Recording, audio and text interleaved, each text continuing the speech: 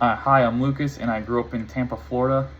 I've lived in a lot of places over the years. I've lived in Florida for 12 years, New Jersey for 6 years, and New Hampshire for 2 years, and then moved back down to Daytona for my college. And slang varies a lot in those regions.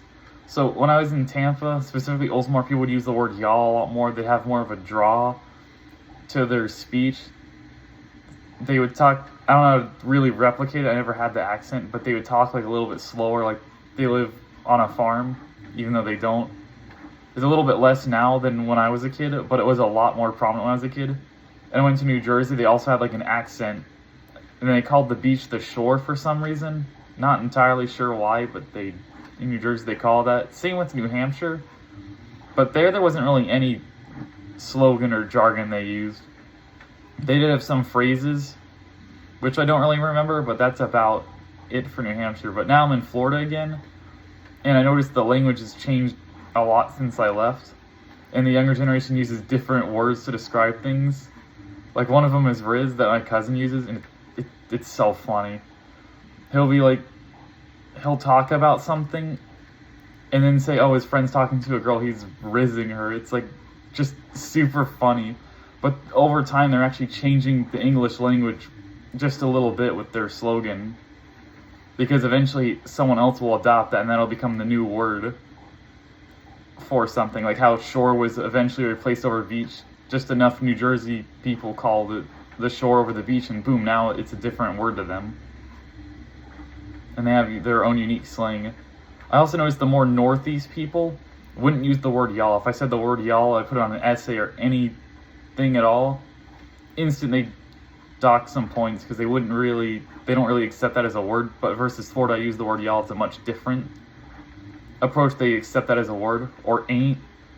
You use the word ain't up north, they don't really believe you, but if you use it down south, they'll assume it is not. Or like, that ain't right, I mean that is not right. That's how they talk down south. I do notice that in Polk County, where my grandfather lives, they still have the deep southern draw with their speech, and they'll still use the word ain't and all that stuff. They talk like old timers, which is kind of a cool thing to see.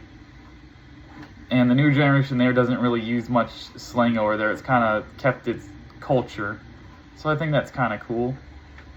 Now New Hampshire, on the other hand, when I lived there wasn't really much slang. I didn't really talk to anyone out there. I tried to leave quickly, but there wasn't really much slang. No one really had an accent. There were some Jersey accents from people who moved from the higher tax states to the lower tax states, so you got a lot of those people. But other than that, there really wasn't much slang out there. Florida had a lot of slang, had its own unique language. New Jersey had its own unique language and culture. And some of the phrases they say, oh, another one is khakis. They say, or khakis instead of car keys. They talk funny. I think that has a lot to do with them coming over from Britain, which has kind of held out true. Like fish and chips means like fries and fish, because that's how they say it over in Britain. So I'm gonna guess they kept a little bit of that, even though the rest of this world, when you say the word chips, it usually doesn't mean fries, it means like actual chips. So that's kind of neat, and explains a lot why these cultures have such different words than the northern ones, even though they're within the same country. So that's pretty neat. And globalization also kind of taken that apart a little bit, because the slang is kind of dying out as the globalization takes over. So the more people from the north that move down to Florida, it kind of modifies the language where none of them really use their own words. So it just goes back to, I guess, the default English. So it's like kind of cool they're communicating, but it does take away a lot of the uniqueness of the area. And that's all I have for my slang and languages talk.